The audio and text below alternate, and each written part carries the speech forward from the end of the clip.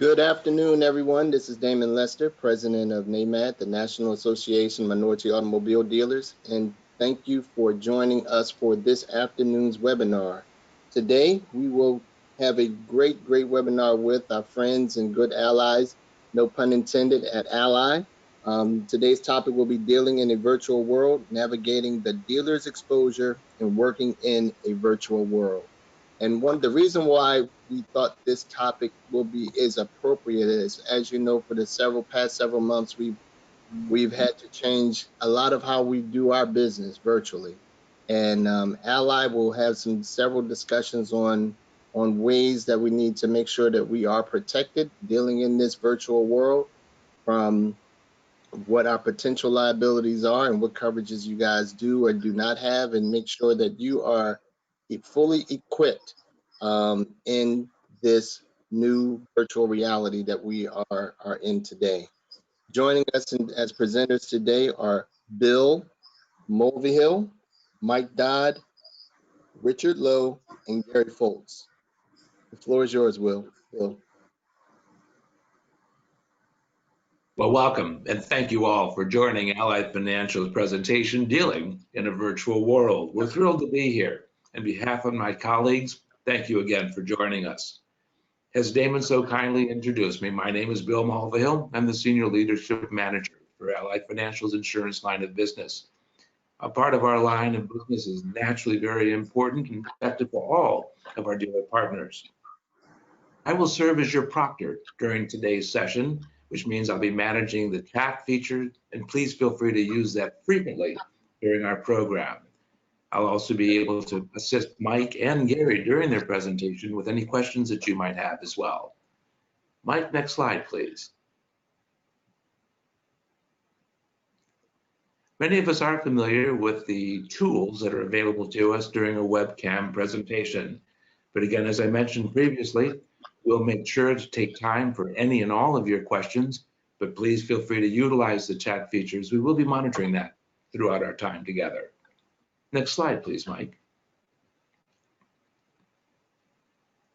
Again, mentioning, of course, this is being brought to you through the opportunity that NAMAT has presented to us today. And again, becoming familiar with the webinar features. If you look at the right side of your screen, you'll be able to see where you can enter in your chat questions. All participants during today's session have been muted. However, at the time that we can take questions, your mic will be unmuted so that we can hear your voice as well. So thank you for that. What I'd like to do for this time being is now introduce to you our presenters, starting off with Mike Dodd. Next slide, please. Mike has been with Ally for 7 years, and he's done various roles within the organization, including his most recent position as National Training Manager for the insurance line of business representing our finance and insurance lines. Mike has been the training specialist, the dealer training manager, but prior to that, he served as the dealer training specialist for the Pacific region here in the United States. Also served as an account executive, and again, as I mentioned, is currently the National Training Manager, who is responsible for actually a lot of the Ally employee and dealership personnel development and training initiatives. Prior to joining Ally, Mike has held dealership roles in franchise locations as finance and insurance manager, internet sales manager, and also general sales manager. Additionally, Mike has also managed retail banking branches, served as a regional development manager in various regional banking locations throughout the U.S.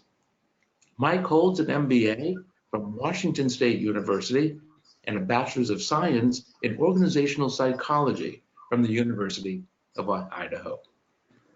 Mike, welcome. Thank you.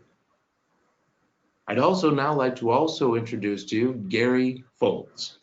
Gary is the Western Region Director of Sales for Property and Casualty Insurance within Ally Insurance. He's been specializing in risk management and insurance solutions to franchise auto dealers for over 30 years. Gary joined Ally in 2006, and during his tenure has been responsible for building the Ally Intelligence garage package program, as well as developing and also managing the property and casualty sales team. Now, prior to Ally, Gary spent 17 years with one company insuring franchise dealerships in many roles as an account executive, regional sales manager, and also national accounts account executive. Gary holds the distinguished CPCU designation, which in all actuality is the equivalent of a master's degree in insurance. Gary, welcome. Thanks. Next slide, Mike. We have a polling question for you, and we'd like to go ahead and ask you just to take a few moments and using your controls within the webinar, please let us know how long you have been in the automobile retail business.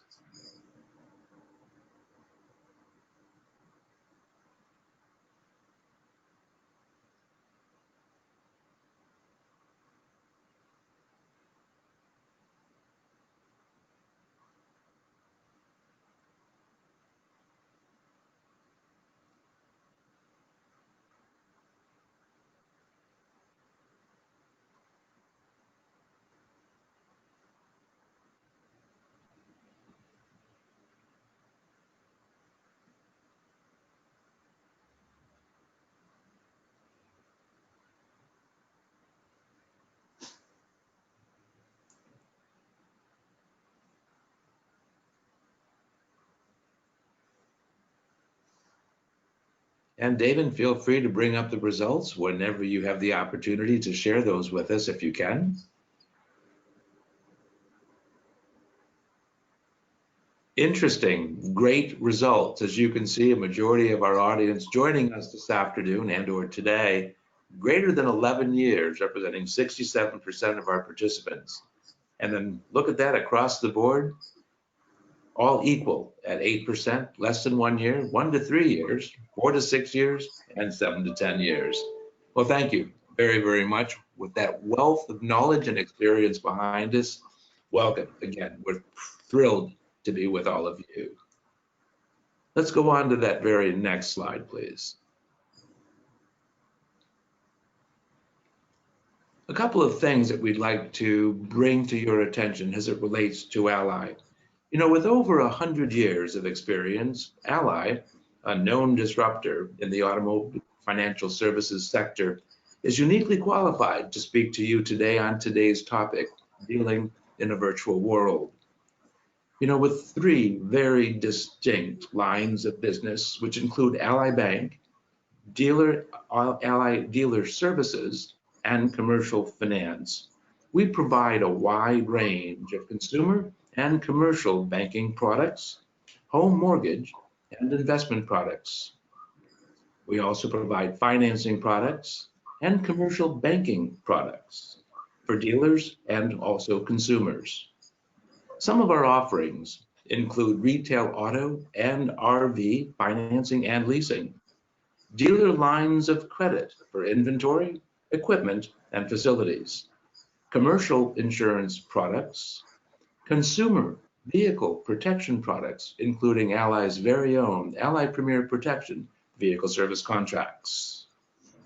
Our property and casualty line of business provides a best-in-class dealer inventory insurance product, liability, and property protection. All of this is offered with a very keen interest in developing and maintaining long-lasting relationships that offer consultative services and training that help all of our dealer partners succeed. And once again, we're thrilled to be presenting to you this afternoon or today. Next slide, Mike.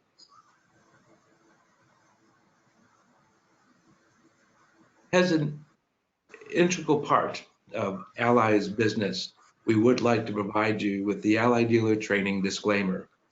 Ally Financial provides this material, this product, today's webinar, as a service to participating dealerships.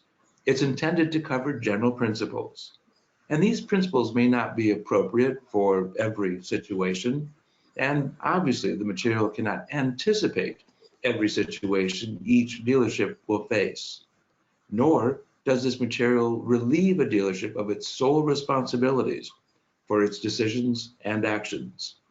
Each dealership must ensure that all of its decisions and actions are compliant and follow applicable laws and principles of fair and ethical treatment of customers. By viewing this material, neither a dealership nor its employees becomes an agent of Ally Financial. Likewise, by providing you with this material, Ally Financial does not become an agent of your dealership, and Ally Financial assumes no responsibility for the conduct of the dealership and or its employees. Images, as we share them, video, if applicable, and music, as applicable, are all used under license from Shutterstock.com, Getty Images, and also PremiumBeat.com, eLearning Brothers Library, Articulate, or we've received explicit permission from copyrighted sources. Mike, next slide.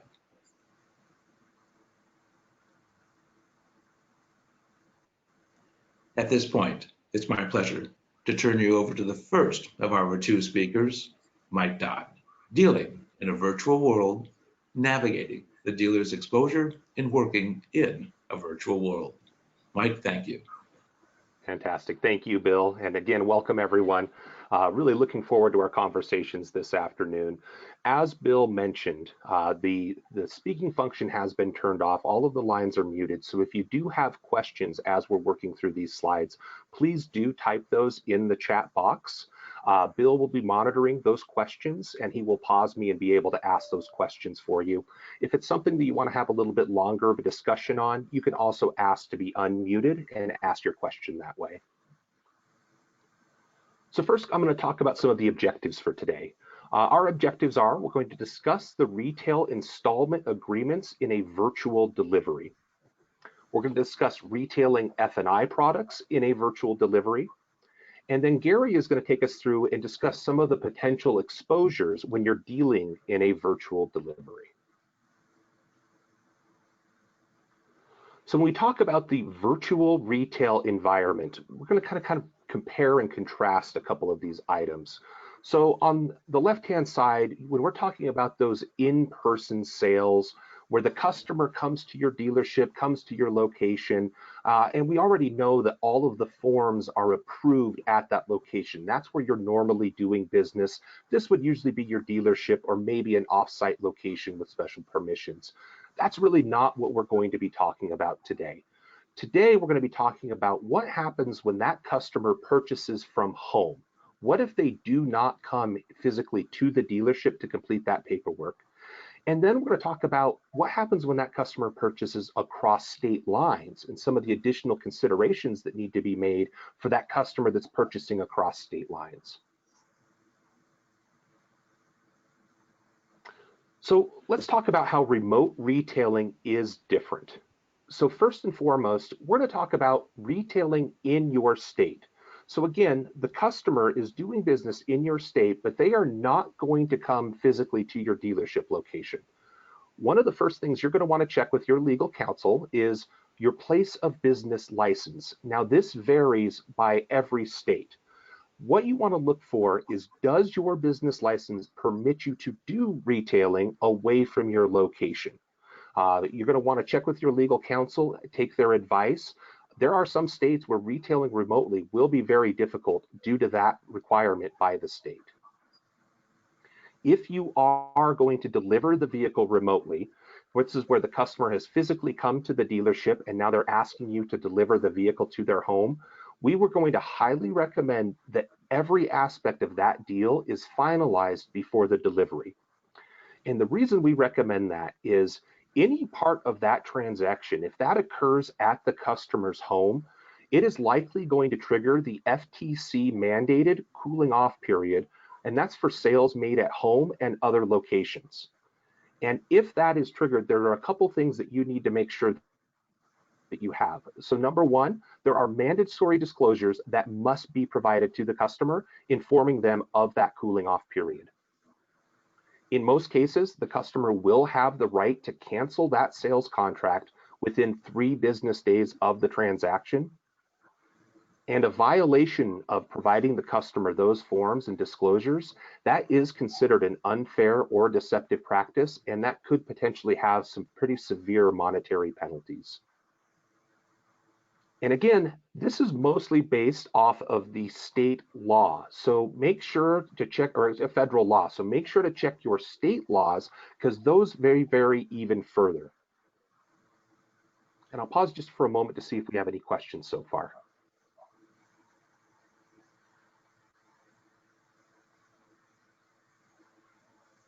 I have nothing in chat at this point. Perfect, thank you, Bill. All right, so now let's talk about retailing outside of your state. So again, this is very different. So one of the first questions you need to ask and verify is, do you have the correct retail installment contract?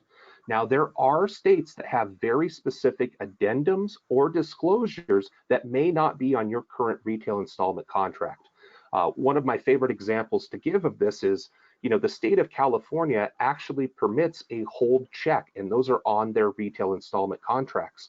Most of us, recognize that there's not normally a hold check option. So depending on what state you are retailing that vehicle to, please make sure that you have that correct retail installment contract. And if there are any additional addendums or disclosures that are required, that you have those on that contract when it goes to the customer.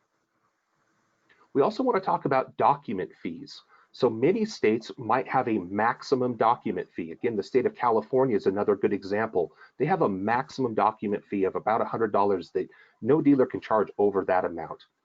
Or do they have a situation where the state requires every customer to pay the exact same amount?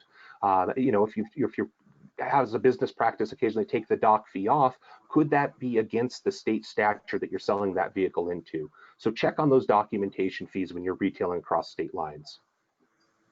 Many states still will not accept full electronic signatures. So check to the state you're retailing, see what they will accept as an electronic signature. If you're using any of the DocuPad tools or any of the DocuSign tools, make sure that you're going to have a backup with those wet ink signatures if the state still requires those. And finally, a great question to ask is, will the state allow this vehicle to be licensed and titled? A perfect example of this is, was the vehicle ordered with the correct CARB-approved equipment? So the California Air Resource Board equipment. Some manufacturers, that's included on all of their vehicles, but others may have a special package that includes that CARB-specific sticker on the emissions equipment that may be required before the state will allow that vehicle to be titled.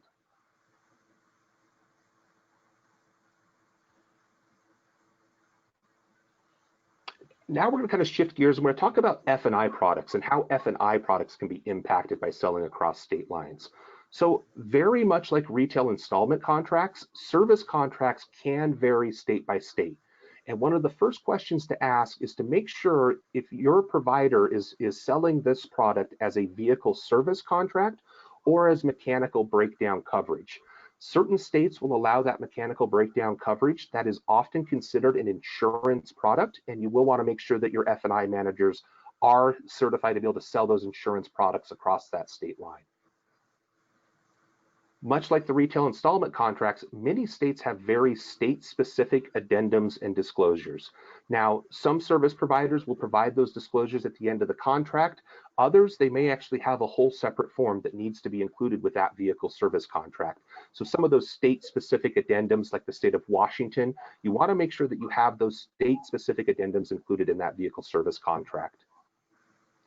And finally, is there a maximum selling price or a required selling price? States such as the state of Florida, they have a required selling price for their vehicle service contract products. So you need to make sure that if you're selling into a state like Florida that has that required selling price, the contract is going into that state at the correct selling price.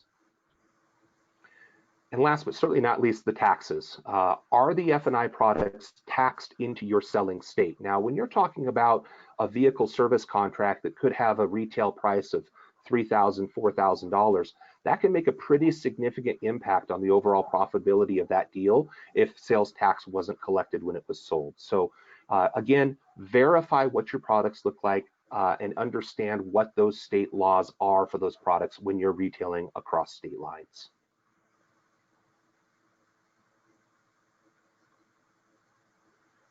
We're going to talk a little about some of the additional F&I products. So we're going to speak to GAP and some of our ancillary products. And again, one of the first questions you're going to want to ask when retailing across state lines is the GAP, is it an insurance product or is it a waiver product in the selling state? Now, if it is considered an insurance product by your provider into the selling state, your F&I managers will need to be licensed in order to sell that product. Another question to ask is, what is the cancellation method in that selling state? Many providers will have multiple forms of cancellation, including pro rata, table, and the rule of 78. And that is going to be a different customer form for each of those cancellation methods. So if you're retailing across state lines, make sure you've got the right contract that includes the correct cancellation method that's approved by that state. And finally, an important question to ask is, are those products approved? There are states who may not approve additional ancillary products, such as a key protect, a dent protect, or a tire protect. So find out if that product is even allowed to be sold into the state you're retailing to.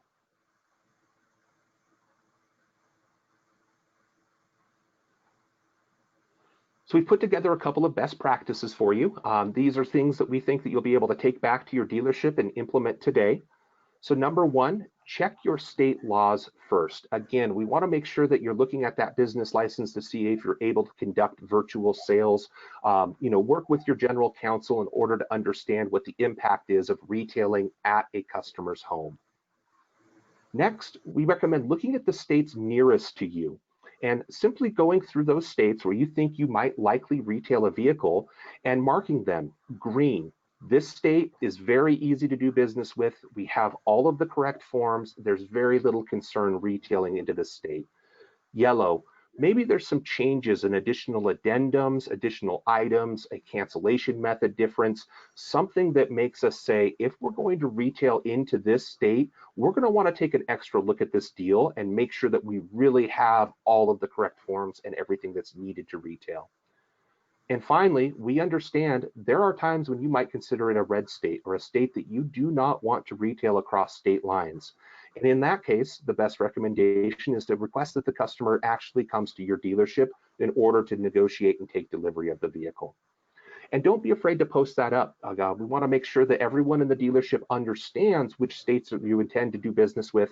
And in the event that there is a state that you want to be more careful of or even not do business into, they all understand that. We do also recommend that you implement additional checks for digital retailing. So if you know that this deal is going to be a digital retailing deal, include additional checklists within the F&I office to make sure that they have the correct disclosures. And we'd also recommend that you do that within your business office and anybody who's registering contracts or submitting the contracts to the bank. Communicate this to everyone. So everyone on the entire sales staff needs to understand which states you're willing to retail into, be comfortable with that decision, ask any questions they may have about it. That way, if they are getting those different leads, whether it be an email, whether it be a phone call from outside of the state, they're comfortable letting that customer know whether, yes, you will be able to retail it to them, or no, if they are going to actually have to come to the dealership to finalize the paperwork. And as always, we do recommend that you consult your legal counsel before digital retailing begins. This is a very different world. There are very different requirements than what we've had in the past. So make sure you're able to ask those questions. Take some of the questions from this presentation. I hope maybe you've been able to jot them down. Take those back to your legal counsel. Get clarity on how you would like to go forward with your retailing, and make sure that you're very comfortable with it before you start retailing vehicles in the digital world. So with that, I'm going to pause for a moment, again, for any questions you may have on any of the topics that we've covered. And again, if you have any questions, please feel free to take advantage of using the chat feature to type those questions in, or you can also ask us to unmute your line. We'll be happy to take that call as well.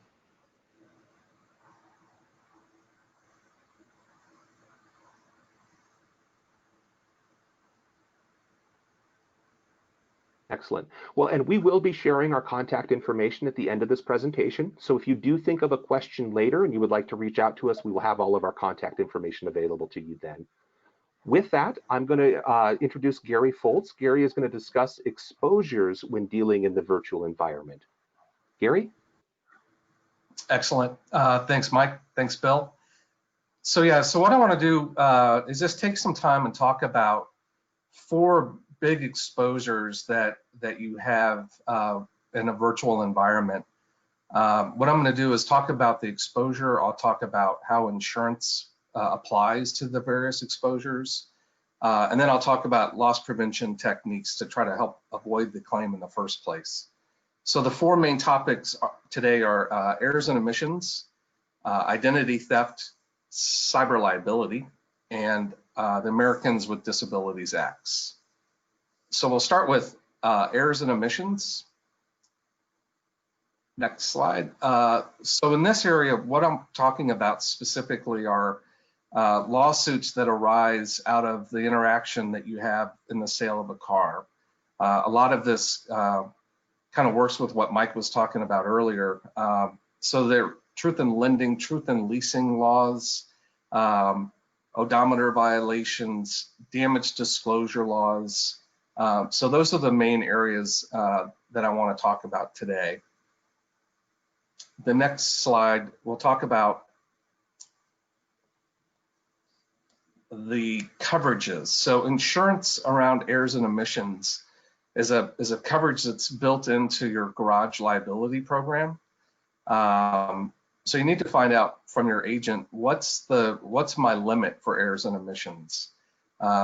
It can range from anywhere from $50,000 per occurrence to $500,000 per occurrence. So that's a good question to find out now before you have the claim. The second item is, what's the deductible structure? Is it different than your regular liability deductible? Also, know your policy limitations. Some of these policies cover defense only. So if you have a lawsuit, the only thing that they're going to pick up are the attorney's fees. It's not going to pay for any judgments or settlements. Other policies are broader.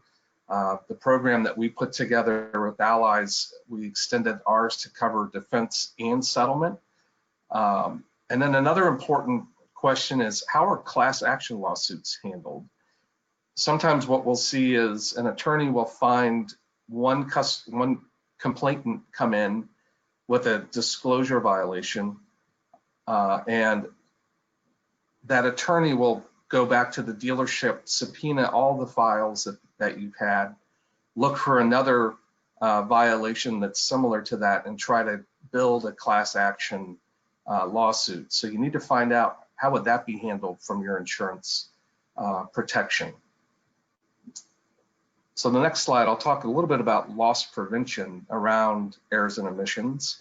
Again, off of what Mike was talking about, know the laws in the states that you're dealing with. If you're going to be going into, multiple states, know the laws in all the states.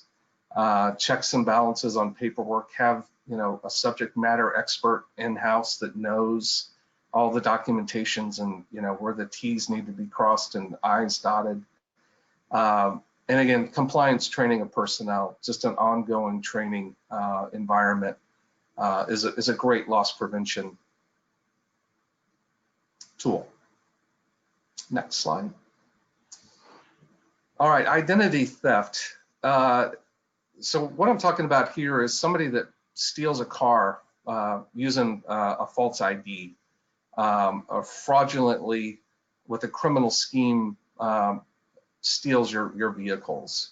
So that's one. The other exposure is your parts inventory, where a third party will use false identification to purchase stock of merchandise. So that's the exposures I want to talk about.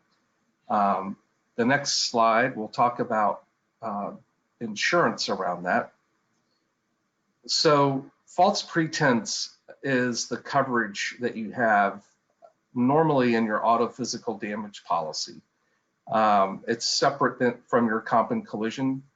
False pretense has its own limit. It's different than your inventory limit. Usually there's a dollar amount.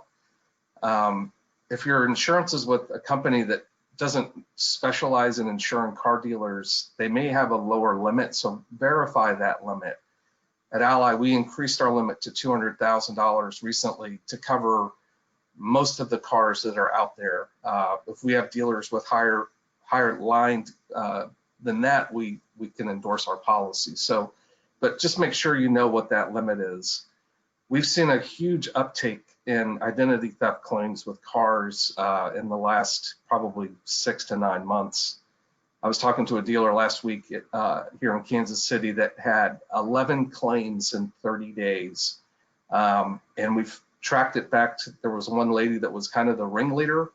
She kind of infiltrated the dealership. Everybody got to know her, had great relationships. She co-signed for other buyers, and ultimately it all collapsed. So it is something that we see a lot of claims going on right now.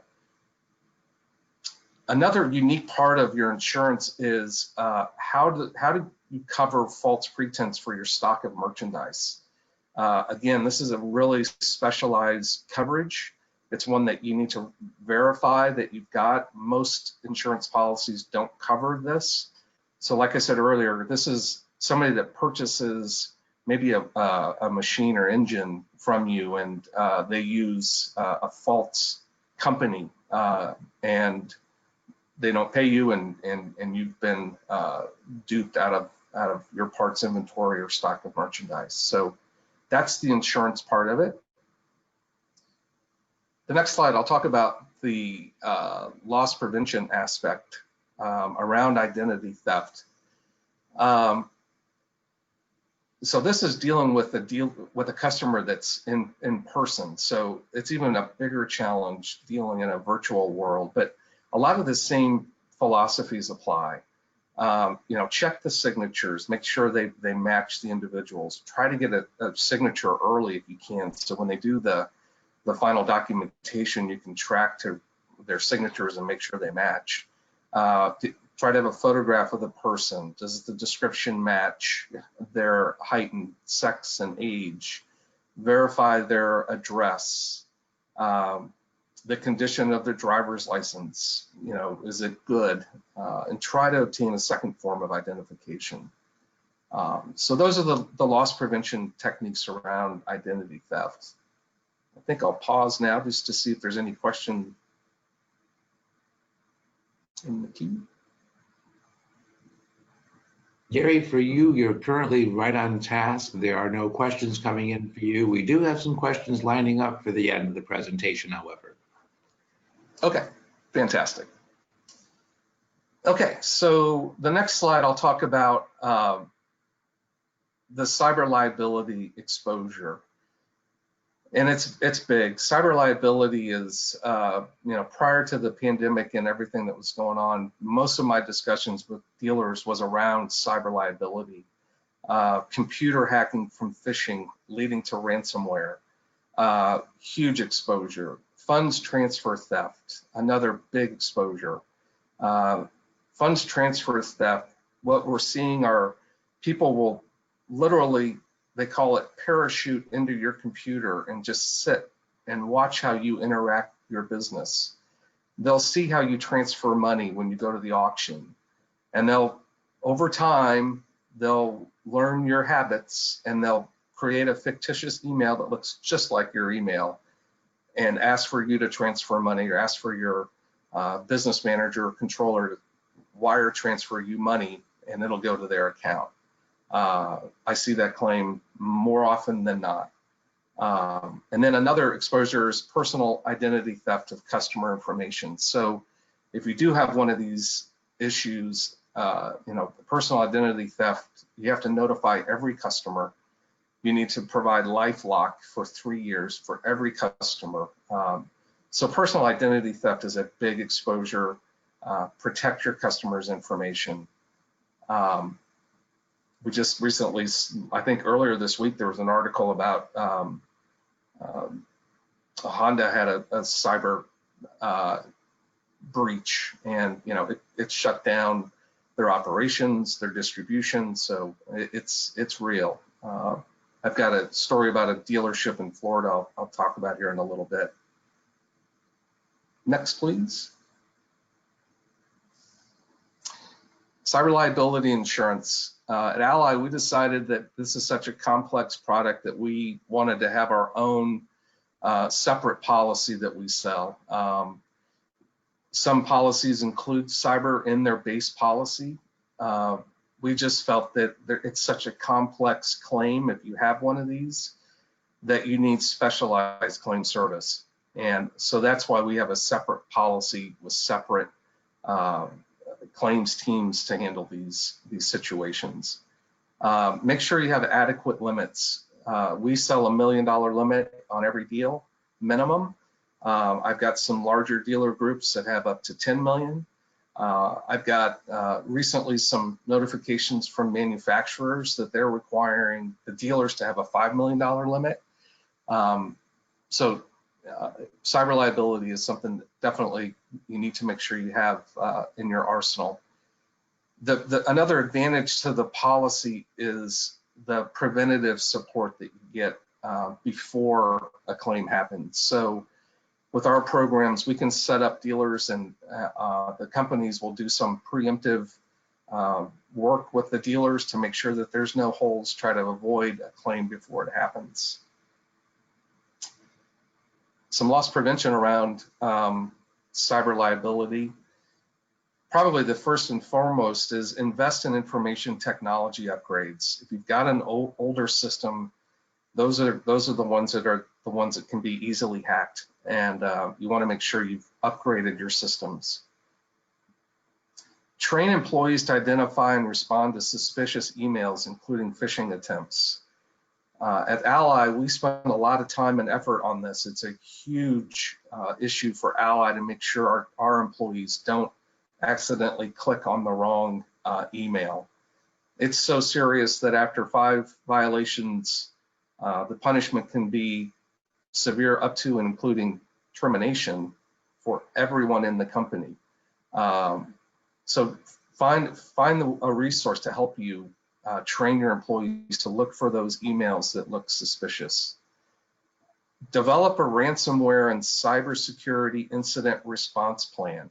I mentioned this dealer in Florida, literally 2 weeks after we renewed his policy, he went into the dealership and found out that his computer was hacked, completely shut down all of these computers. It was a multi-store dealer operation. And when I talk to dealers about this coverage, I always say, who are you going to call? If you come in the morning and you have a cyber attack, who are you going to call? So have a plan. Immediately when this dealer had that incident, we got him in touch with our company. You know, they know how to get into the back rooms of the computers to shut things down, to avoid future damage. So that's a key part of this loss prevention. And also, how will the data be restored? And then finally, ensure that the system data is backed up, preferably in a cloud. So again, cyber liability, big exposure for auto dealers. Next slide. Well, this is a kind of a unique area that we've seen come up periodically, kind of sporadically across the country. I think it's worth noting. It is part of dealing in a virtual world, your websites.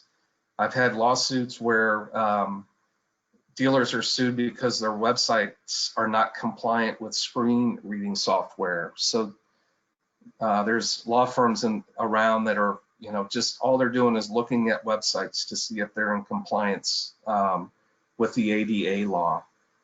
So that's the exposure. The next page, I'll talk about the insurance around this and how it applies and what you need to ask your insurance advisor on how you would have coverage if this were to happen.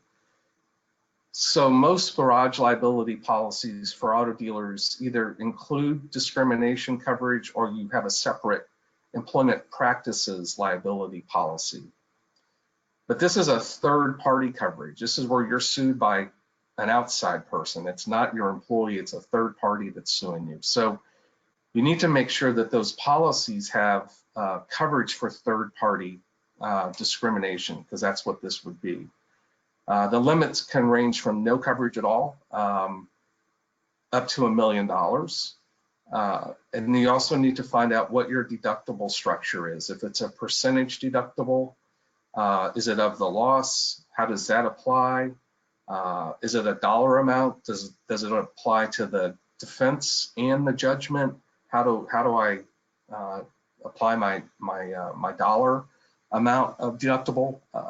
Is my deductible so high that if I had one of these claims, it probably wouldn't pay anyway, so you're going to self-insure it? So those are the questions you need to find out. Also, you can find out if there's any other insurance that may apply. There are some legal defense only types of insurance in your policies. Generally, they only apply to attorney's fees, and the limits are usually $25,000 with a $2,500 or $5,000 deductible. So that's the insurance. The loss prevention piece around that is you want to work with your website designers. Are they familiar with ADA requirements to accommodate the customers and avoid violations? That's the easy fix. When I've seen these claims come in, our first response is, let's make sure we, avoid any future claims. So get with your website designers, make sure they know how to be compliant and shut down any potential loss.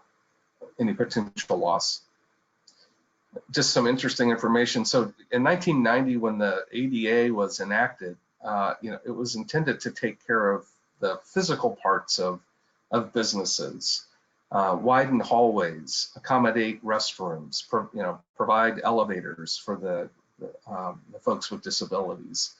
So when the internet came along, it wasn't even part of an ADA discussion. So there's a lot of confusion around these lawsuits that are coming out. Do they really apply or don't they? The attorneys that I've seen working on these are, really just trying to look for almost an ambulance chaser type approach, just looking for anybody and everybody they can. And the claims settle pretty quickly and not for a lot of money, but it is a nuisance for you and the insurance companies.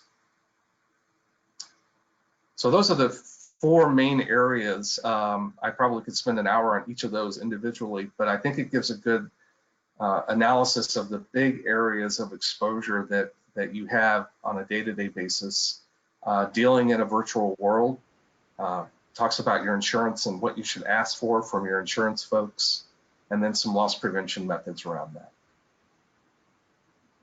Thank you. Gary, thank you very much. And Mike as well, appreciate your time to present your areas of expertise. We had one question that did come through in the chat feature, and Mike, I believe this one's going out to you. It refers to the cooling off period, and the question is, for those who want to do paperwork at their business, does the cooling off period apply? So, like many legal questions, the answer is going to be, it depends, and check with your legal counsel. There are state laws that can be in addition to the FTC cooling off period, and your legal counsel is going to have a better understanding of those laws than we do. I think many attorneys would agree, if any component of the paperwork is done at the customer's home, so much as a single signature, that could trigger the FTC cooling off period, and you would need those additional disclosures. That said, if all of the paperwork is done at the dealership, everything is negotiated there, barring any state or federal laws, we, Ally, would accept that retail installment contract, service contract, anything that's approved to be sold at that dealership, as long as the deal was finalized, consummated at the dealership. We hope that was the answer you were looking for, and if not, please feel free to chat again with us. At this time, I don't see any additional chat questions coming through, so I'll let you finish this up, Mike. Perfect. Well, again, everyone, thank you so much for giving us a little bit of time today. invoke some thoughts and some questions that you're going to be able to take back to your attorneys and your counsel, and get those questions answered, move into a more comfortable realm when you're out there retailing in this digital world. We've said it several times, it is different, and it's important to make sure that we're considering a lot of these things before we go out there, we're retailing these things. And then ultimately, what is your protection in the event that something does happen, to what Gary spoke to today. So with that, I mentioned before, we would share our contact information. If you have any questions regarding the insurance and coverages, Gary's contact information is shown there on the left. If you have any specific F&I questions, vehicle service contracts, gaps, ancillary products, my contact information is there on the right. And any additional training, if you'd like to know a little bit more about what Ally offers as far as training and having these types of conversations on a more individual basis with your dealerships, our training information is shared there, allyacademy.com, and insurance training at ally.com. So please don't hesitate to reach out to us. We would love to answer your questions and be able to get to know you and your dealerships more. So with that, Damon, that's everything we had scheduled for today. So I will hand it back to you.